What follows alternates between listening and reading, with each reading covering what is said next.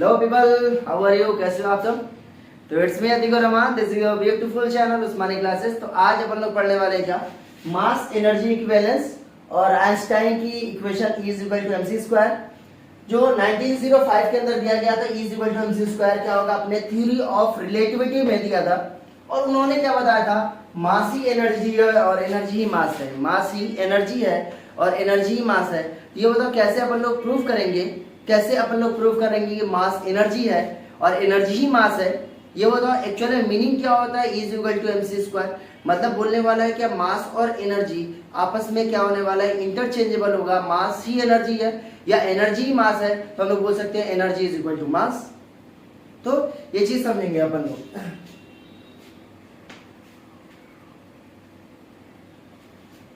Hello people, how are you? कैसे हो आप सब? तो it's me Atiq Rahman, this is your beautiful channel Usmani classes. तो आज अपन लोग पढ़ने वाले हैं क्या, mass energy equivalence is equal to mc square क्या होता है, कॉन्सेप्ट ऑफ मास समझने वाले हैं। मास होता क्या है, means what is the actual meaning of mass. तो हम लोग पढ़े थे ना, मास क्या होता है, the amount of matter content in a body is known as mass. तो मास को हम लोग क्या बोलते हैं, कितना अमाउंट ऑफ मैटर कंटेंट है उसको हम लोग क्या बोलने वाले हैं, मास।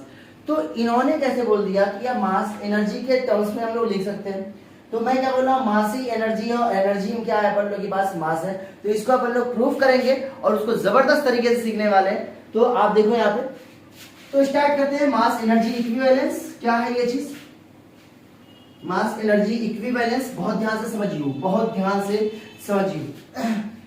योगा अपन लोग के पास mass energy equivalence, mass energy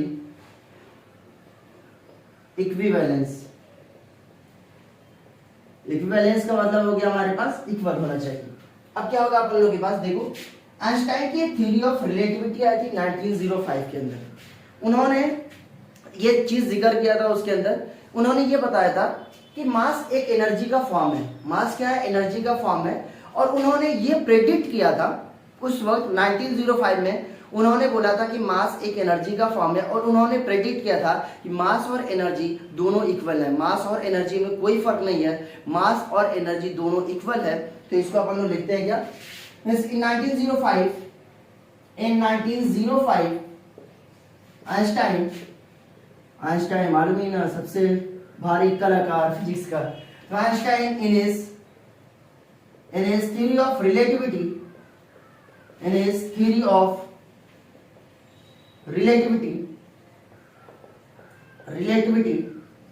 means इनका कहना क्या था, हमारे पास 1905 में आइंस्टाइन अपना थ्योरी ऑफ रिलेटिविटी देते हैं और उसमें बोलते हैं क्या, ही सेट या ही टोल्ड, जो भी है अपन लोग के पास, ही सेट क्या होगा अपन लोग के पास, mass is a form of energy. Mass is a form of energy. Mass एक एनर्जी का फॉर्म है। Mass is a form of energy. Mass एक एनर्जी का फॉर्म है, बहुत ध्यान समझना, मैं बार बार बोलूंगा। मास एक एनर्जी का फॉर्म है और एनर्जी एक मास का फॉर्म है। तो अपन लोग बोल सकते हैं क्या, mass is a form of energy. He predicted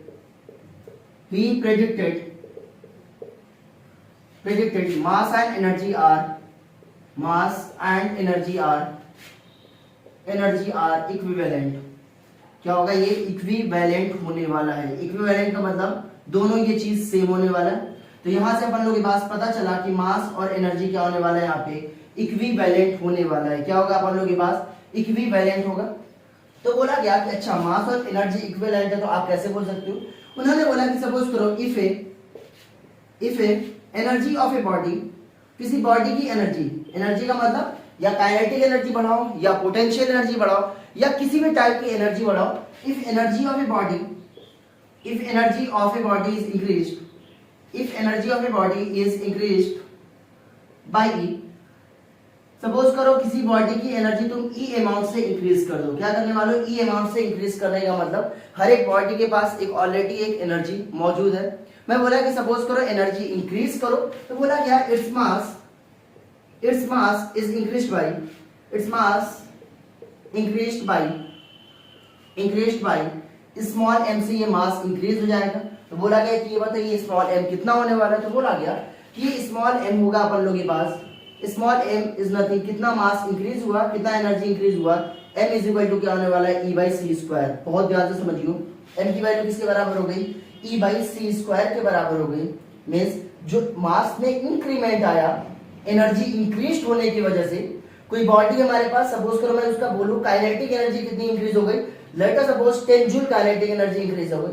ये बताओ उसके अंदर मास कितना इंक्रीज हुआ, मास कितना इंक्रीज हुआ 10 बाई सी स्क्वायर। सी की वैल्यू क्या होगी स्पीड ऑफ लाइट, और ई क्या होगा कितना अमाउंट ऑफ एनर्जी इंक्रीज हुआ बॉडी के अंदर, और एम क्या होने वाला है यहाँ पे मास। यहाँ तक क्लियर हो गया। इसका अंदर मैं बोल सकता हूँ क्या, मास एक तरीके का हमें एक आइडिया बताने वाला है क्या कितना एनर्जी किसी बॉडी के अंदर मौजूद है। ये तुम्हारे पास बोल सकते हो क्या, मास एक तरीके कुछ और नहीं, मास एक एनर्जी का फॉर्म है, या मास अपन लोग बोल सकते हैं क्या कि मास एक आइडिया बताने वाला है। हर एक बॉडी के अंदर एक मास, मतलब जिसके पास एनर्जी होगी उसके पास क्या होने वाला है, मास होने वाला है। ये चीज अपन लोग देखेंगे, ये चीज अपन लोग देख रहे हैं यहाँ पे। तो आगे देखो क्या बोलना उन्होंने बोला कि अच्छा चलो कैसे प्रूफ करेंगे कि यार ये कितना एनर्जी। तो एक एग्जांपल करते हैं, एक एग्जांपल अपन लोग यहाँ पे देखते हैं। तो अगर सपोज करो मैं बोलूं कि मान लो एक स्टेशनरी बॉल है, एक बॉल रुका हुआ है और एक बॉल कुछ स्पीड से मूव कर रहा है। अगर ये बताओ कोई बॉल अगर कोई स्पीड से मूव करेगा तो स्पीड की वजह से कौन सी एनर्जी आने वाली, काइनेटिक एनर्जी आने वाली। तो ये बोला एक स्टेशनरी बॉल है, एक मूविंग बॉल है, ये बताओ इसके पास किसके पास ज्यादा मास होने वाला है। तो बोलोगे बॉल का, मैं बोला बॉल का मास अपन लोग के पास 5 kg है, ये बॉल रुका हुआ था। मैं बोला ये बॉल तुम्हारे पास अगर मूव करने लगी, 5 kg वाली बॉल अगर मूव करने लगी, ये बता इन दोनों में से मास किसका ज्यादा होने वाला है। तो बोलोगे यार ये कैसा है। तुम पहला अगर सपोज करो आइंस्टाइन की थ्योरी ऑफ रिलेटिविटी नहीं मालूम होगा तो क्या बोलने वाले अपन लोग, दोनों का मास सेम होता है। जनरली जितने भी हम लोग Newton's laws of motion question करते हैं अपन लोग, तो क्या होता है कोई भी बॉडी का अगर तुम्हारे पास चलती है तो हम लोग बोलते हैं क्या सबकी मास सेम है, सबका मास सेम है। ऐसा क्यों होता है देखो, ये अपन लोग बोल सकते हैं क्या, सपोज करो क्वेश्चन नंबर 1 क्या होगा, विच हैज मोर मास, किसके पास मास ज्यादा है, stationary ball, let us suppose stationary ball and, और तुम्हारे पास और एक मूविंग बॉल के अंदर किसके पास मास ज्यादा होने वाला है। ये चीज देखो किसके पास मास ज्यादा होने वाला है। सपोज करो मान लो एक स्टेशनरी बॉल अपन लोग के पास ये रुकी है और ये क्या हुआ अपन लोग के पास रुका हुआ है। मैं बोला इसके अंदर मास कितना हुआ अपन लोग के पास, सपोज करो m है, तो इसका मतलब मास ऑफ स्टेशनरी बॉल कितना हो जाएगा हमारे पास, मास ऑफ स्टेशनरी बॉल हो जाने वाला है अपन लोग के पास, let us suppose small m। क्या होने वाला है, स्मॉल m। मान लो यही बॉल अपन लोग के पास सपोज करो कुछ स्पीड से मूव करने लगी, लेट अस सपोज मैं बोला ये कुछ स्पीड से मूव करने लगी, लेट अस सपोज ये v स्पीड से, और ये क्या होगा अपन लोग के पास, ये मूविंग बॉल हो गया। अगर मूविंग बॉल हो गया तो ये बताओ आइंस्टाइन ने क्या बताया था कि अगर किसी भी एनर्जी की, अगर किसी बॉडी की अगर एनर्जी इंक्रीज होती है, किसी बॉडी की अगर एनर्जी इंक्रीज होती है तो ये बताओ उसका मास इंक्रीज कर जाएगा कितने अमाउंट से, E बाई सी स्क्वायर से। कितना, E बाई सी स्क्वायर से इंक्रीज कर जाने वाला है। तो मैं बोल सकता हूँ यहाँ पे जो मास होगा मूविंग बॉल का, बहुत ध्यान समझना, जो मास होगा अपन लोग के पास मूविंग बॉल का जो मास होने वाला है वो किसके बराबर होगा, एक तो अपन लोग के पास स्टेशनरी बॉल के बराबर तो होना ही होने वाला है। अगर कुछ नहीं होता, सपोज करो अगर ये कॉन्सेप्ट नहीं पढ़ते, ये बता मूविंग बॉल का जो मास था वही स्टेशनरी बॉल का, मगर आइंस्टाइन ने बताया कि मास एक एनर्जी का फॉर्म है। अगर ये बॉडी के पास अगर v है तो ये बता इसके पास काइनेटिक एनर्जी आ गया कि नहीं, कौन सी एनर्जी आ गई अपन लोग के पास, काइनेटिक एनर्जी, और काइनेटिक एनर्जी कितनी होती है, हाफ mv²। इसका मतलब एनर्जी आया। ये बताओ मूव करने की वजह से एक एनर्जी है हमारे पास काइनेटिक एनर्जी, ये बताओ उस काइनेटिक एनर्जी की वजह से कुछ ना कुछ मास इंक्रीज किया हो। तो मैं बोला ठीक है, कितना मास इंक्रीज किया, ये बताओ मास हमारे पास एक्स्ट्रा मास यहाँ पे इंक्रीज हो गया। अब ये बताओ ये एक्स्ट्रा मास कितना होने वाला है, तो मैं बोला this is mass of stationary ball, ये होगा अपन लोग के पास मास ऑफ स्टेशनरी बॉल। और ये बहुत खतरनाक कॉन्सेप्ट है, यहीं पे अपन लोग पढ़ते हैं क्या, यहाँ से क्वांटम मैकेनिक्स, समझ आ रहा है, जो क्वांटम मैकेनिक्स है पूरा अपन लोग के पास।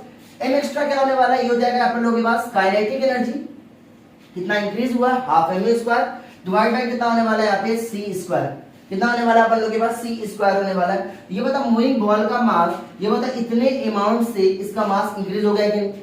तो हम लोग बोल सकते हैं क्या, मूविंग बॉल का मास क्या होने वाला है, यहाँ पे ज्यादा होने वाला है। याद करना मूविंग बॉल हैज, इसका हम लोग बोलने वाले हैं क्या, मूविंग बॉल हैज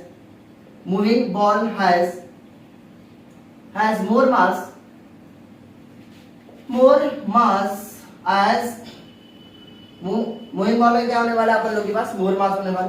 अब ये चीज बताओ, ये होगा अपन लोग के पास मास ऑफ मूविंग बॉल हो गया, यहाँ पे बहुत ध्यान समझना, मास ऑफ मूविंग बॉल कितना हो गया, एक तो स्टेशनरी बॉल के बराबर होगा, दूसरा क्या होगा kinetic energy by C square के बराबर होने वाला। यहाँ तक क्लियर हो गया।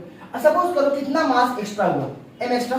सपोज करो मैं बोला कि ये मास लेट अस सपोज 100 केजी, मास कितना होने वाला है, मैं बोला कि मान लो मैक्सिमम मास ले रहा हूं तो कितना होने वाला है 100 केजी। मैं बोला स्पीड मान लो अपन लोग के पास इसके पास 100 मीटर पर सेकंड है, कितना 100 मीटर पर सेकंड।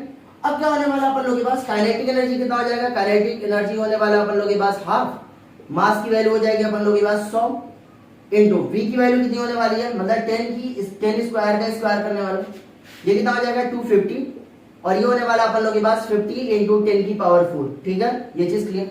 अब देखो कितना मास इसकी वजह से एक्स्ट्रा आया, एक्स्ट्रा मास जो आया अपन लोग के पास इसकी वजह से ये होगा काइनेटिक एनर्जी। काइनेटिक एनर्जी कितना होने वाला 50 इंटू 10 की पावर 4, और ये होता है ये सी स्क्वायर है।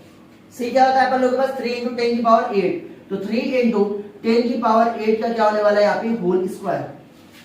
ये बताओ 3 स्क्वायर ये कितना हो जाएगा 50/9, और ऊपर जाएगा 10 की पावर 4 इंटू कितना हो जाएगा 10 की पावर 16, ऊपर जाएगा 10 की पावर -16 हो जाने वाला।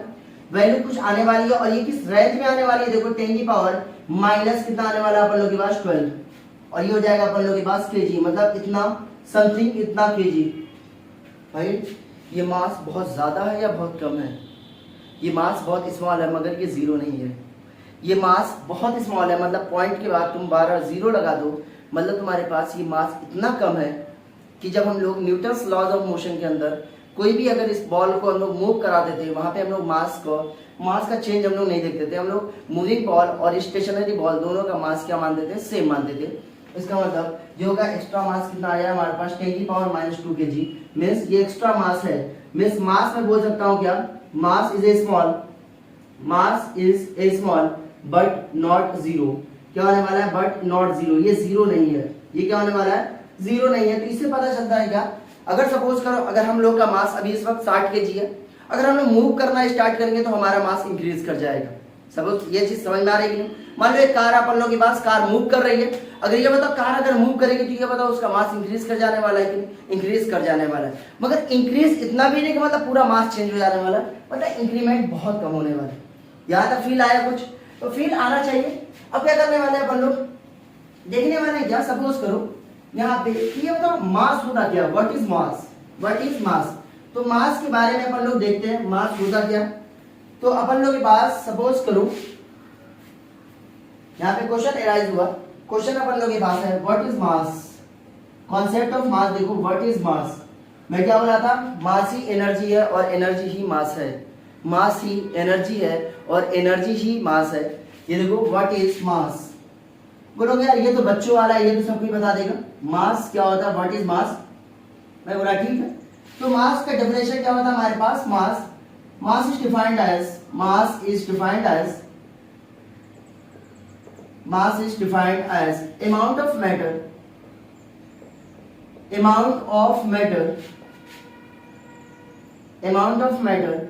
contained in a body,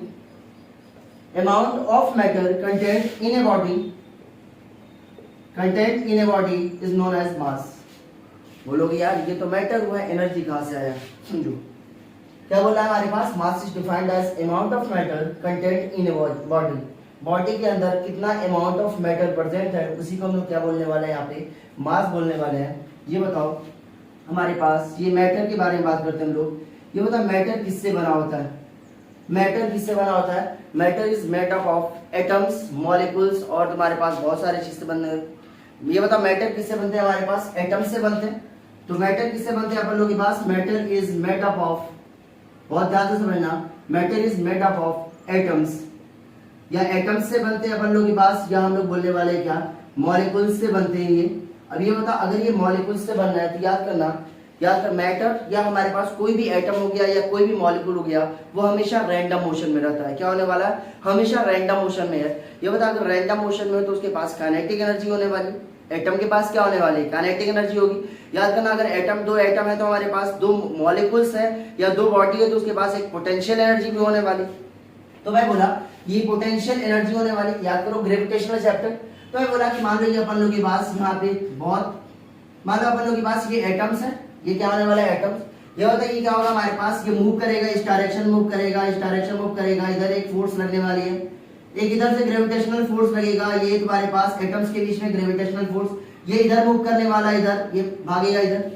इसके बाद दो तरीके की एनर्जी होने वाली है, एक तो होगा हमारे पास काइनेटिक एनर्जी ऑफ एटम्स और एक क्या होने वाला है अपन लोगों के पास पोटेंशियल एनर्जी ऑफ एटम। देखो मैटर किससे बना हुआ है, मेट ऑफ एटम्स और मॉलिक्यूल्स। अब ये बता काइनेटिक एनर्जी के एटम्स है तो ये बता मूव करेंगे, रैंडम मोशन करेंगे, अगर रैंडम मोशन करेंगे तो काइनेटिक एनर्जी होगा एटम्स के पास और क्या होने वाला है, पोटेंशियल एनर्जी होने वाला है। अब देखो ये बता एटम किससे बना है, atom is made up of electrons and nucleus. इसका मैं बोल सकता हूं क्या, एटम किससे बना हुआ है, एटम मेड अप ऑफ ये बना है अपन लोगों के पास, ये हो गया इलेक्ट्रॉन्स, ये होगा इलेक्ट्रॉन्स एंड न्यूक्लियस, ये होगा पे इलेक्ट्रॉन और न्यूक्लियस से बना हुआ है। इसका मतलब ये होगा अपन लोगों के पास, मान लो ये न्यूक्लियस है अपन लोगों के पास और ये क्या हो गया यहाँ पे, मतलब इलेक्ट्रॉन सुई सुई घूम रहे होंगे अपन लोगों के पास ऐसे करके। अब ये क्या होगा अपन लोगों के पास, ये इलेक्ट्रॉन है, अब ये बता इलेक्ट्रॉन के पास क्या होने वाली है, स्प्लिट होगा। अब ये बताइए कुछ चीज से मूव करेगा, और ये बता पॉजिटिव चार्ज ये इलेक्ट्रॉन है, उसकी वजह से क्या होने वाला है हमारे पास, इलेक्ट्रोस्टैटिक पोटेंशियल एनर्जी होने वाली है। तो मैं बोलने वाला हूँ क्या, यहाँ पे क्या होगा अपन लोगों के पास, काइनेटिक एनर्जी ऑफ इलेक्ट्रॉन होने वाला है। यहाँ मैं बोल सकता हूँ क्या, पोटेंशियल एनर्जी ऑफ इलेक्ट्रॉन होगा, इलेक्ट्रॉन का पोटेंशियल एनर्जी होने वाला। अब ये बताओ ये जो है हमारे पास इलेक्ट्रॉन और न्यूक्लियस की बात हो गई। अब ये बताओ न्यूक्लियस किससे बना हुआ हमारे पास, तो मैं बोल सकता हूँ क्या, nucleus is made up of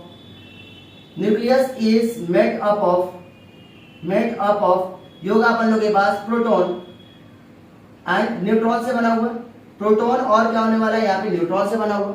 अगर ये प्रोटॉन और न्यूट्रॉन से बना हुआ है तो इसका मतलब सपोज करो ये क्या होगा हमारे पास, बहुत सारे प्रोटॉन होने वाले हैं, बहुत सारे न्यूट्रॉन होने वाले हैं।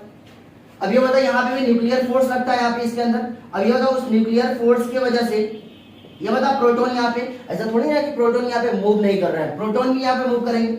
ये बता यहाँ पे क्या होगा, वाइब्रेशनल काइनेटिक एनर्जी होने वाला। प्रोटॉन तुम्हारे पास हो सकता है मूव करे या अपने जगह पे तुम्हारे पास वाइब्रेट करे, हो सकता है यहाँ पे पोटेंशियल एनर्जी हो सकता है पोटेंशियल एनर्जी की वैल्यू पॉजिटिव हो सकता है अपन लोगों के पास नेगेटिव होने वाला है। तो यहाँ पे क्या होने वाला है, वाइब्रेशनल काइनेटिक एनर्जी होगा किसका, अपन लोगों के पास प्रोटॉन का। हो सकता है वाइब्रेशनल काइनेटिक एनर्जी किसका होने वाला है यहाँ पे, वाइब्रेशनल काइनेटिक एनर्जी न्यूट्रॉन का होने वाला है। हो सकता है अपन लोगों के पास यहाँ पे पोटेंशियल एनर्जी होने वाला है न्यूट्रॉन का, हो सकता है अपन लोगों के पास पोटेंशियल एनर्जी होने वाला अपन लोगों के पास प्रोटॉन का। ये बताओ ये मैटर के अंदर कितनी सारी एनर्जी यहाँ पे प्रेजेंट है, मैटर के अंदर कितनी ज्यादा एनर्जी प्रेजेंट है। मतलब एटम के पास काइनेटिक एनर्जी, एटम्स के पास पोटेंशियल एनर्जी, इलेक्ट्रॉन के पास काइनेटिक एनर्जी, इलेक्ट्रॉन के पास potential energy, vibrational kinetic energy, potential energy of neutron. भाई साहब ये क्या चल रहा है, इसका मतलब देखो ना यार, ये मैटर एक अलग ही रूप दे रहा है, मैटर एक अलग ही रूप दे रहा है क्या, एक एनर्जी का। इसका मतलब अगर मैं क्या बताया था आइंस्टाइन ने, अगर किसी बॉडी के पास अगर एनर्जी है तो उसका मास इंक्रीज हो जाएगा। देखो यहाँ पे मास, मैं बोला कि ये बताओ एक अपन लोग के पास, मान लो ये अपन लोग के पास यहाँ पे मैटर सपोज ये क्या होने वाला अपन लोग के पास मैटर। मैं बोला ये अपन लोग के पास मास ऑफ ऑब्जेक्ट क्या होगा, मैं बोला कि मास ऑफ ऑब्जेक्ट का मतलब amount of matter content in a body. तो मैटर किससे बना हुआ है, एटम्स मॉलिक्यूल से बना हुआ। अब ये बताइए एटम्स मॉलिक्यूल्स के पास क्या होने वाला है, काइनेटिक एनर्जी होगा। मतलब जब मूव करेंगे ये तो मूव करेंगे तो काइनेटिक एनर्जी पोटेंशियल एनर्जी आने वाला है। फिर किससे बना होगा अपन लोगों के पास, इलेक्ट्रॉन और न्यूक्लियस से बना होगा। तो इसका मतलब वाइब्रेशनल काइनेटिक एनर्जी आया, यहाँ पे अपन लोगों के पास पोटेंशियल एनर्जी आया। इसका मतलब मैं बोल सकता हूँ, बहुत ध्यान से समझना, मैं यहाँ पे बोल सकता हूँ क्या, अगर ऑब्जेक्ट का मास लिखना है तो ये बता इस ऑब्जेक्ट का अगर मास कितना होगा, ये बता आइंस्टाइन के हिसाब से m object is equal to total energy content in an object divide by c square. बात को समझो, ऑब्जेक्ट का मास क्या हो जाएगा, m is equal to e by c square. मतलब ऑब्जेक्ट का अगर मास लिखना है तो इसका मतलब इस ऑब्जेक्ट के अंदर टोटल एनर्जी कितना है डिवाइड बाय c स्क्वायर। तो इसका मतलब टोटल एनर्जी क्या है, टोटल एनर्जी होगा kinetic energy of atom plus potential energy of atom plus kinetic energy of electron plus potential energy of electron plus क्या होने वाला है, vibrational kinetic energy of proton plus क्या होगा यहाँ पे vibrational kinetic energy of neutron plus क्या होगा यहाँ पे पोटेंशियल एनर्जी ऑफ न्यूट्रॉन। मतलब ये भी याद करना, प्रोटॉन भी क्वार्ट्ज और एंटी क्वार्ट्ज से बनते हैं, उसको मैं नेगलेक्ट कर रहा हूँ अभी। डिवाइड बाय क्या होने वाला है, c स्क्वायर होने वाला है। तो ये बताओ ऑब्जेक्ट है, तो ये बताओ इस ऑब्जेक्ट के अंदर इतनी सारी एनर्जी है कि नहीं। इसीलिए मैं बोलने वाला हूँ क्या, मास क्या है, एनर्जी है, और एनर्जी क्या होने वाला है अपन लोगों के पास, मास होने वाला है। समझ में आया? तो बहुत अच्छी बात है। ये देखो इसका पूरा का पूरा कॉन्सेप्ट यही है। इसका मतलब ये बताओ मास क्या बताता है, मास ये बताने वाला है क्या, यहाँ से ये पता चलता है, यहाँ से ये पता चलता है कि mass and energy are equivalent, mass and energy are equivalent होगा अपन लोगों के पास। मास और एनर्जी क्या होने वाला है, दोनों को दोनों इक्विवेलेंट है। या अपन लोग बोल सकते हैं क्या, मास क्या बताता है, मास ये बताता है क्या, किसी भी बॉडी के अंदर कितना अमाउंट ऑफ एनर्जी कंटेंट है, वही बताने वाला है क्या, मास। समझ में आया? मास क्या बताने वाला है कि उस बॉडी के अंदर कितना अमाउंट ऑफ एनर्जी प्रेजेंट है, वही तो है असल में मास, वही है असल में मास। बात मानो तो इसका मतलब क्या होगा अपन लोगों के पास, मास gives an idea about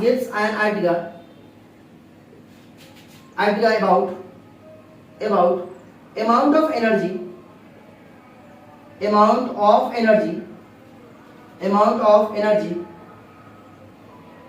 content in an object, ये बताने वाला है अपन लोगों के पास मास। क्या यहाँ तक क्लियर हुआ? क्या यहाँ तक क्लियर? तो यहाँ तक अगर क्लियर हो गया तो इसका मतलब यहाँ पे अपन लोग इसको यहाँ पे इसको पूरा देखना अच्छे से वीडियो को, और जबरदस्त तरीके से सीखो। उसके बाद अपन लोग लेके आने वाले हैं क्या, मास डिफेक्ट क्या होता है और बाइंडिंग एनर्जी क्या होता है। तो पढ़ते रहो। All the very best.